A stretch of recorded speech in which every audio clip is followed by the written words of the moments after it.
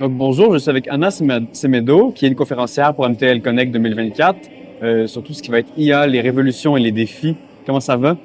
Bah, écoute, ça va très bien. Je Les- suis ravie d'être là. On est content de vous avoir avec nous. Ouais. Et donc, est-ce que vous pouvez me parler un peu de qu'est-ce qui vous amène à MTL Connect? Qu'est-ce qui vous a attiré vers l'événement? Ce qui m'a vraiment attirée, c'est ce mélange. Déjà que ça se passe à Montréal. Alors, pour tout te dire, j'avais fait un grand tour du Canada juste avant le Covid. Et donc, ça a été avec cette bonne énergie canadienne que j'ai passé les confinements et tout ça. Et là, je suis ravie d'être ici et de voir aussi ce brassage. Parce que déjà, une première, on a presque plus d'événements de ce type francophones. Donc, félicitations pour la francophonie. Et après, le fait d'avoir des thématiques aussi différentes, c'est-à-dire que il y a l'IA, mais il y a aussi l'éducation, il y a la culture, etc. D'avoir des formats différents. C'est-à-dire, il y a des keynotes comme celle que j'ai faite ce matin, il y a des tables rondes pour partager, il y a le réseautage. J'ai pas arrêté de parler avec des gens. D'ailleurs, là, C'est tout sans le monde est arrêt. en train de manger. Donc, c'est un peu tout ça qui fait que je suis ravie d'être là et de partager nos différents mondes et nos différents points de vue aussi Et nous, pour mobiliser cette intelligence collective. Hein. oui, et nous, on est content de vous avoir. Pouvez-vous nous parler un peu de votre expertise dans le domaine? Vous êtes venu parler aujourd'hui de votre conférence IA, révolution et défis. Ouais, Pouvez-vous nous parler un peu de votre expertise dans le domaine de l'IA, justement? ouais. Alors, si je parle du sujet de la conférence, c'est l'IA. En fait, j'ai commencé la conférence tout à l'heure en disant que quand j'ai fait mes études d'ingénieur, le progrès était intrinsèquement positif. Pour des gens comme toi, le progrès, il te amène à te poser des questions sur la planète, sur les bons et les mauvais usages, sur les bons et les mauvais acteurs, etc. Et l'IA vient accentuer encore ça.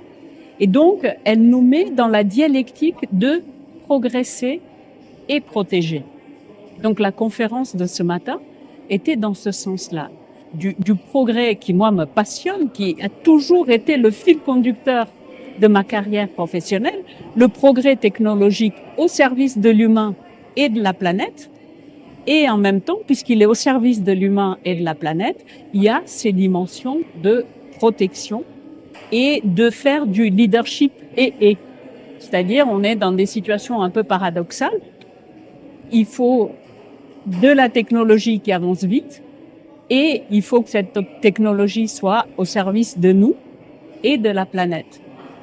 Intéressant. Et donc, dans cette optique-là, on pense souvent à développer l'IA de manière responsable. Comment ça se déploie une IA responsable? Ça ressemble à quoi? Alors, c'est intéressant parce que c'est déjà un abus de langage, ce que vous venez de dire, parce que l'IA, elle n'est pas responsable. C'est nous qui sommes responsables avec l'IA. Mais moi aussi, je l'utilise parce que c'est tellement plus facile à C'est un comprendre. raccourci. Non, mais évidemment, c'est tellement plus facile à comprendre. Et donc, l'IA, l'accélération de l'IA est arrivée alors qu'on parlait déjà de numérique responsable. Et dans le numérique responsable, pour aller vite, on met deux dimensions. On met la dimension de l'éco-conception, donc je vais concevoir des algorithmes qui sont performants d'un point de vue de la consommation notamment, et le côté cycle de vie, à la fois des terminaux, des réseaux et des centres de données. Le cycle de vie commence avec l'extraction de la matière première jusqu'à la fin de vie, en passant par l'utilisation. Donc l'IA prend ce train.